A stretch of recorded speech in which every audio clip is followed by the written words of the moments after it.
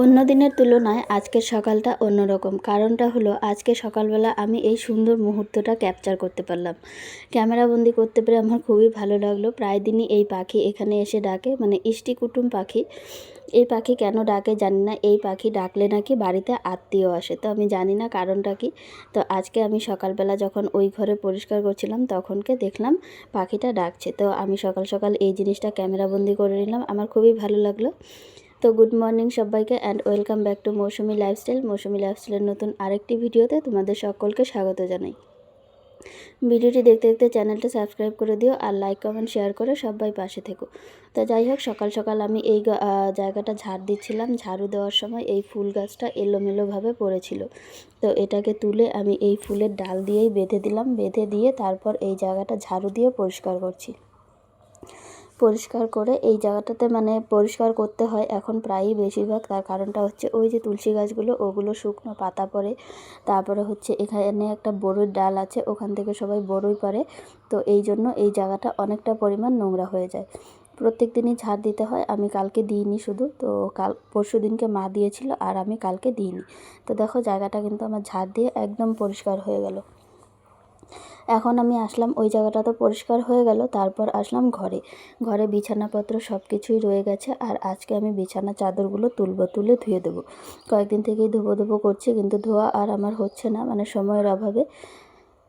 তো যাই হোক, আজকে বিছানা চাদরগুলো ধোবো। তারপর কাল পরশু হয়তো এই লেপের কাভারগুলোকে ধুয়ে আমি পরিষ্কার করবো। লেপের কাভার, বালিশের কাভার, এই সব কিছু। বালিশের কাভারটা আজকে ধোয়া হবে না, কারণ আজকে একসঙ্গে অনেকগুলো জামা কাপড় আছে আর আমাদের উঠানে ধান নাড়ছে।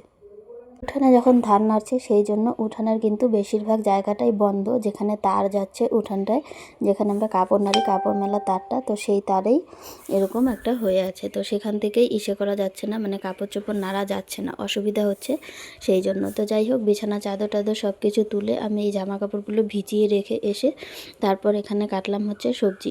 সব জামা কাপড় আমার ভেজানোই আছে। এই সবজিটা মানে শুটকি মাছ রান্না করবে মা, লাউয়ের ডগা, সিম, আলু, বেগুন সব কিছু দিয়ে। আর এখানে আমি বসাচ্ছি হচ্ছে একটুখানি আলুর দম। তো তার জন্য এই যে জিরে তেজপাতা দিয়ে ফোড়ন দিয়ে আলুর দমটা রান্না করব আমি। মাই সব মশলা টশলা রেডি করে দেবে, আমি শুধু রান্না করব। মাকে বলেছিলাম তুমিই রান্না করো, আমি কাপড়গুলো ধুয়ে ফেলি। মা বলছে তুই রান্না কর, তুই যখন করলি তখন তুই রান্না কর। তাই যাই হোক, আর রান্না করতে এসে জিরের প্যাকেট খুলতে গিয়ে খুলে ফেলেছিলাম মেথির প্যাকেট। তো যাই হোক, এই তো জিরে তেজপাতা আমার ফোড়ন দেওয়া হয়ে গেল। এখন কিন্তু আমি রান্না করব আলুর তরকারি। আর এই আলুর তরকারিটা কিন্তু আমার দারুণ লাগে। যে কোনো সব জিনিস দিয়ে, ভাত হোক বা রুটি হোক বা পুরি হোক, যে কোনো সবজি খাবার দিয়ে আলুর তরকারিটা আমার বেস্ট লাগে। তো যাই হোক, আলুর তরকারিটা আগে রান্না করি, তারপর যা হয় হবে। তো কড়াইটা আমার অনেকটাই ছোট হয়ে গেছে, আমার নাড়তে অসুবিধা হচ্ছে। মাঝারি কড়াইটাতে মা রান্না করছে, মানে উনানে রান্না করছে। আর বড়টা আমি ভরাবো না, সেই জন্য বড়টা নোংরা করবো না দেখে এটাতে বসালাম, কিন্তু এটাতে বসিয়ে আমার খুবই অসুবিধা হয়ে যাচ্ছে।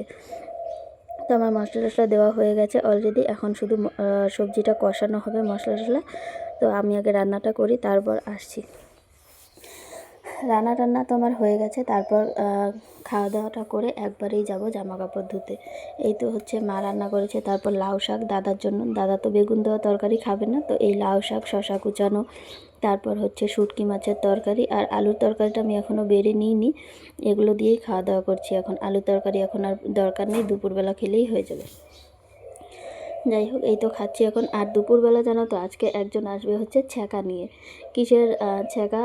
ছোট সিম, তারপর হচ্ছে বেগুন আর হচ্ছে আলু দিয়ে। তো সেটাই আমি ভাবছিলাম, আজকে খাওয়ানোর ইচ্ছা থাকলে সত্যি দেওয়া যায়। সেদিনকে মা বলছিল ওই দিদিকে, তো দিদি আজকে রান্না করে দুপুরবেলা একদম নিয়ে চলে এসেছে বাড়িতে, যে ছ্যাঁকা দিয়ে যাবে বলে। তো সেটাই খাওয়ানোর ইচ্ছা থাকলে বাড়িতে এসেও দিয়ে যাওয়া যায়। যে বাড়িতে এসেও দিয়ে যাওয়া যায় বলতে কি, রান্না করেও করা যায়। খাওয়ানোর ইচ্ছাটা আছে বলেই ও রান্নাটা করে একদম নিয়ে এসেছে। দিদি নিজেও হাঁটতে পারে না ঠিক করে, দিদির পায়ের প্রবলেম আছে, তারপরেও নিয়ে এসেছে। তো যাই হোক, সকালে খাওয়া দাওয়া আমার হয়ে গেছে, জামা কাপড়ও ধোয়া হয়ে গেছে। এখন এগুলোকে মেলে দেওয়ার পালা। এখানে হচ্ছে সবগুলোই দাদা বাবার জামা কাপড়। আর আমার দু একটা আছে, আর একটা বেড কভার আমি উঠানে মেলে দিয়েছি। আর যেগুলো আছে সেগুলো পাশের বাড়িতে মেলে দিয়ে আসবো আজকে, কারণ পাশের বাড়ির ধান তো দোলার মধ্যে নেড়েছে, ওদের উঠানে জায়গা আছে। আর আমাদের উঠানে একদমই জায়গা নেই, যেখানটায় কাপড় নাড়বো সেখানটাতেই ধান নেড়েছে। তো কাপড়ের জল পরে তো ধান ভিজে যাবে, সেই জন্য খুবই অসুবিধা। এই জায়গার বাসটাতে খুবই অল্প পরিমাণ জামা কাপড় ধরে, তো সেগুলো আমি মেলছিলাম। আর এই আমার সাদা প্যান্টটা এখানে মেলে টেলে তারপর আমি দেখলাম যে প্রচণ্ড পরিমাণ কাদা লেগে যাচ্ছে বাসটার মধ্যে। ওই জায়গাটাতে কেন যে এত কাদা এসেছে বুঝতেই পারলাম না। তো যাই হোক, সকালের আমার সমস্ত কাজবাজ শেষ হয়ে গেছে। এখন গিয়ে একটুখানি রেস্ট নেব, তারপর কাজ করব। তো সকালের কাজ আমার শেষ আর কই, আমার তো মনেই ছিল না যে রান্নাঘরে বাসনও রয়ে গেছে, তো সেগুলোকে পরে আমার ধুতে হবে। যাই হোক, আপাতত কয়েকটা যেগুলো কাজ ছিল সবগুলোই শেষ। এখন একটুখানি বসে তারপর বাকি কাজগুলো করব। এই চলে আসলাম ঘরে। তো আমি ইচ্ছা করলে অন্য বিছানা চাদর পাততে পারতাম, কিন্তু পাতলাম না, ইচ্ছা করলো না যে আবার পাতবো আবার তুলবো। তো যাই হোক, বাকি সব কাজগুলো শেষ করে স্নান করে চলে এসেছি আমি ঠাকুর পূজা দিতে। আর আজকের ফুলগুলো আমি সকালবেলায় তুলে রেখেছিলাম। সকালবেলা ফুল তুললে ফুলের কালারটা সুন্দর থাকে। তো যাই হোক, আজকে ঠাকুর পূজা দিয়ে যেগুলো সলতা আছে এগুলোকে কেটে সুন্দর করে রেডি করে রাখবো, নাহলে প্রত্যেক দিন কাটতে হয়, করতে হয়। এই সলতাগুলো অনেক বড়, সেগুলো দিয়ে আমার কাজটা ঠিকঠাকভাবে হয় না। প্রত্যেক দিন আমার ছোট করতে হয়, মানে বেশি বড় হয়ে যায় সলতাগুলো। তো এতটা বড় সলতা আমার লাগে না, মানে ছোট প্রদীপ আমার গাছার উপরে মাটির প্রদীপ দিয়ে তো আমি দিই, সেই জন্য আমার অসুবিধা হয়। তো যাই হোক, দেখো আমার ঠাকুর পুজোটাও হয়ে গেল। এই তো যে ছ্যাঁকার কথা আমি একটু আগে বলছিলাম, সেই ছ্যাঁকা দেখো এখন কিন্তু এসে গেছে বাড়িতে। তো ছ্যাঁকার সঙ্গে দিয়েছে বেগুন ভাজা, শাটি মাছের ভাজা, আরও যেন কী একটা দিয়েছে। তো সেটাই আমি বলছিলাম, খাওয়ানোর ইচ্ছা থাকলে দেওয়া যায়। রান্না করে একদম বাড়ি এসে দিয়ে গেছে, ফোন করলেও পারতো, গিয়ে নিয়ে আসতাম। তো যাই হোক, দিয়ে যখন গেছে একটুখানি টেস্ট করি। অনেক দিন থেকে আমার ছ্যাঁকা খাওয়ার ইচ্ছে ছিল, এই ছ্যাঁকার তরকারিটা। তো আজকে আমি খেলাম, খুব একটা খারাপ হয়নি, আবার খুব একটা ভালোও হয়নি। দিদি বলেছিল ও অতটা ইচ্ছে করে রান্না করতে পারে না। তো যাই হোক, রান্না হয়ে গেল। আর এই তো উঠানটা আমি ঝাড় দিচ্ছি এখন। আর উঠানের অবস্থা দেখো, এই হচ্ছে আমাদের উঠানের বর্তমান অবস্থা। উঠানে যদি এত নোংরা আবর্জনা থাকে তাহলে কিভাবে হয় বলো তো। আর দুটো ত্রিপালে দু রকমের ধান, মানে দু রকমের না, একসঙ্গে সেদ্ধ করাই ধান, শুধু দু জায়গায় নেড়েছে বলে দুটো দু রকম হয়ে গেছে। এখন দুটো দুভাবে শোকাচ্ছে। তো যাই হোক, এই ত্রিপালের ধানের জন্যই কিন্তু এখন উঠানে জামা কাপড় নাড়া যাচ্ছে না। তো আজকেও ধান শুকোয়নি, কালকের দিনটা হয়তো লাগবে, কালকের দিন গেলে ধান শুকিয়ে যাবে।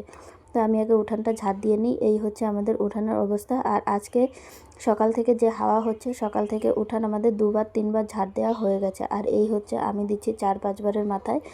তো আর এই হচ্ছে জাবরা উঠানে, জাবরা সবগুলোই কিন্তু আমাদের গাছের পাতা। এই হচ্ছে সব গাছের পাতা। আর এগুলো যত পড়ছে, মানে বলার মতন আর কোনো কিছু নেই। এত পরিমাণ যদি পাতা পড়ে তাহলে কিভাবে হয় বলো তো। এই পাতা প্রত্যেক দিন এতগুলো করে পড়ছে, আর এতগুলো করে প্রত্যেক দিন ঝাড় দিচ্ছি, ঝাড় দিয়ে পরিষ্কার করছি। প্রচণ্ড পরিমাণ বিরক্ত লাগে এই এত পাতা ঝাড় দিয়ে পরিষ্কার করতে। তো যাই হোক, আমি উঠানটা ঝাড় দিয়ে আসলাম। ঝাড় দিয়ে এসে এই তো এখন বিছানার চাদর এগুলোকে পেতে বিছানাটা ঠিক করে নিই। আগে আমারটা পাতবো, পেতে একটুখানি রেস্ট করব, তারপর বাকি দাদা আর বাবাদের বিছানার চাদরটা আমি পাতবো। তো এই বিছানা চাদর আমি ইচ্ছা করলে অন্যটা পাততে পারতাম, কিন্তু পাতলাম না, পাতলেই নোংরা হবে, আরও এক্সট্রা করে ধোও। তো যাই হোক, যেটা ছিল সেটাই বেস্ট, আর দরকার নেই। তো খাটের মধ্যে ধুলো ছাড়া আর কোনো কিছু নেই। তোষকেও একই অবস্থা, এত পরিমাণ যদি ধুলো হয় খাটে তোষকে, তাহলে তো আর কিছু বলারই নেই।